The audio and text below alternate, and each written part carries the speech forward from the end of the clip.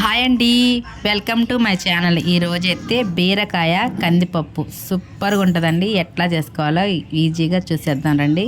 First అయితే నేను ఒక 1/2 kg బీరకాయలు తీసుకున్నాను. దాంట్లో ఒక 2 పెద్ద సైజు టమాటాలు, 2 ఎర్రగడ్డలు, ఒక 100 గ్రాముల కన్నా కొంచెం ఎక్కువ కందిపప్పు, పచ్చిమిర్చి ఒక 2, కొత్తిమీర, కరివేపాకు.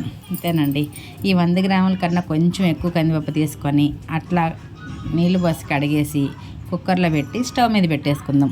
ఈ స్టవ్ మీద పెట్టి ఒక్క ఈజీలు వచ్చేలోపు మనమైతే బీరకాయ, ఎర్రగడ్డ, పచ్చిమిర్చి, టమాటాను కట్ చేసేసుకుందాం. చాలా ఈజీ అండి.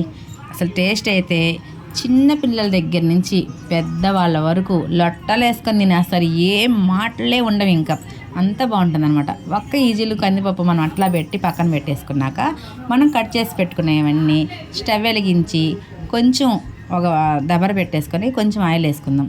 ఆయిల్ విట్టెక్కగానే ఒక 4-5 వెల్లుల్లి రెమ్మలు తీసుకొని అట్లా విచ్చిగా ఇట్లాగా కొంచెం దంచేసి అట్లా వేసేసుకుందాం. ఒక 2 ఎండుమిర్చి తీసుకొని ఇట్లా 2 సగాల కట్ చేసి ఇట్లా వేసేసుకుందాం. ఒక 1/2 టీ స్పూన్ ఆవాలు, ఒక 1/2 టీ స్పూన్ జీలకర్ర, ఒక 1/2 టీ స్పూను మినప్పప్పు, ఒక 1/2 టీ స్పూన్ పచ్చిశనగపప్పు, ఇట్లా అన్నీ వేసేసుకున్నాక ఇవి కూడా కొంచెం దోరగా వేగనిచ్చేసుకుందాం. ఇవి మాడకుండా కొంచెం లైట్గా దోరగా వేగినాక మనం కొంచెం కరివేపాకు కూడా వేసేసుకుందాం. ఈ కరివేపాకు కూడా వేసాక ఒక్క నిమిషం అట్లా 1 సెకండ్ అట్లా కలిపేసుకుంటే ఇవన్నీ బాగా దోరగా వేగిపోతాయి అన్నమాట. ఇట్లా కొంచెం దోరగా వేగిపోయాక ఇప్పుడు మనం కట్ చేసి పెట్టుకున్న 2 ఎర్రగడ్డలు, పచ్చిమిర్చి వేసేసుకుందాం. ఈ ఎర్రగడ్డ, పచ్చిమిర్చి కూడా కొంచెం బాగా వేగనిచ్చేద్దామండి. అంటే మరీ బ్రౌన్ కలర్ వచ్చే వరకు కాదు, కొంచెం మగ్గితే సరిపోతుంది అనమాట. ఈ బీరకాయ పప్పుకి మనం ఈ బీరకాయ కందిపప్పు ఏంటంటే అసలు పిల్లలకి కొంచెం ఒక చుక్క నెయ్యి వేసేసి అట్లా పిల్లలకు కానీ పెట్టామంటే అసలు ఇంకేం మాటలు ఉండవండి. వాళ్ళు అన్నం వద్దు, అసలు అన్నం తినను పిల్లలు, మారం చేసే పిల్లలు ఉంటారు కదండి, వాళ్ళు కూడా చక్కగా కమ్మగా తినేస్తారనమాట. అట్లా ఎర్రగడ్డ, పచ్చిమిర్చి కూడా మనకి కొంచెం మగ్గిపోయాక మనం కట్ చేసి పెట్టుకున్న 1/2 kg బీరకాయలు వేసేసుకుందాం. బీరకాయతో ఎటువంటి కర్రీ చేసినా, పచ్చడి చేసుకున్నా చాలా బాగుంటుంది కదండి. అసలు బీరకాయతో చాలామంది ఎక్కువగా చేసుకునేది ఏంటంటే బీరకాయ తొక్కులతో పచ్చడి. మన ఛానల్లో అయితే 2-3 రకాలు ఉన్నాయండి. ఏ రకంగా చేసినా, ఎట్లా చేసినా కూడా చాలా రుచిగా నోటికి ఎంత బాగుంటుందన్నమాట. చాలామంది బీరకాయతో కూడా చేస్తాము. నేనైతే ఎక్కువగా బీరకాయ కన్నా ఎక్కువగా వీటితో వచ్చే తొక్కలతోనే చాలా రకాలు చేసి పెట్టున్నాను మన ఛానల్లో. కావాలంటే ఒకసారి ట్రై చేయండి, సూపర్గా ఉంటుంది నోటికి.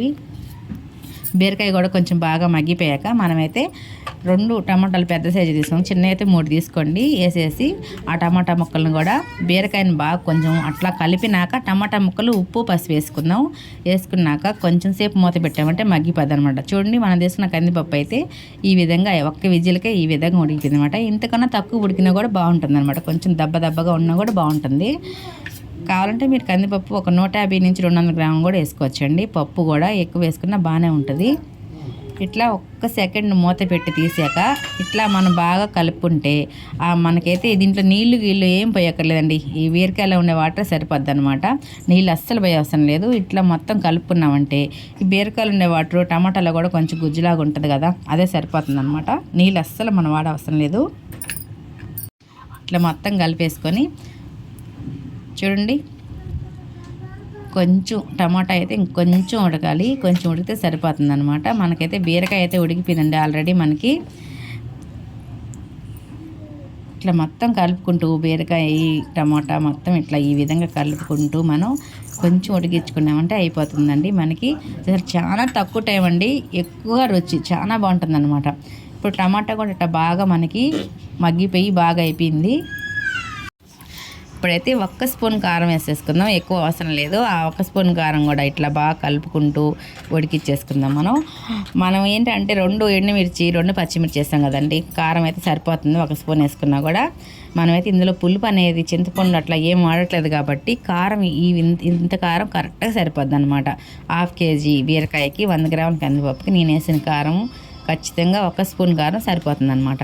ఇప్పుడు మొత్తం ఇది కూడా కలిపేశాక మనకైతే మొత్తం ఆ కారం కూడా కొంచెం అట్లా తిప్పుతూ కలిపేసుకున్నాం కదా, అది కూడా ఉడికిపోయింది. ఇప్పుడు మనం ఉడకబెట్టుకున్న పప్పు కూడా వేసేసుకుందాం. ఇంతేనండి, బీరకాయ కందిపప్పు సూపర్గా ఉంటుంది. తప్పకుండా ట్రై చేయండి. మీరు ట్రై చేసి టేస్ట్ ఎట్లా ఉందో మీరు మటుకి నాకు కామెంట్ బాక్స్లో కామెంట్ పెట్టడం మటుకు మర్చిపోవకండి. ఎవరికైనా నచ్చుతుందండి.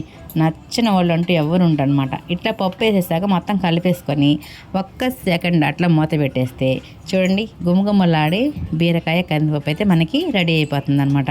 అసలు ఎంత ఈజీగా ఎంతో రుచిగా మనం అయితే ఎన్నెన్ని ఐటమ్స్ కర్రీలు చేసి పెడుతున్నామండి. ఇందులో మీరు ఎవరైనా సరే ఆఫీస్కి వెళ్ళే వాళ్ళు అయినా సరే ఏదన్నా అర్జెంటుగా పని పిల్లలకి లంచ్ బాక్స్లో కట్టాలి ఎవరికైనా నేను చేసే ఈ కర్రీలు అయితే చాలా తక్కువ టైంలో ఎక్కువ రుచిగా పిల్లలకు కూడా నచ్చే కూరలో చేస్తున్నాను.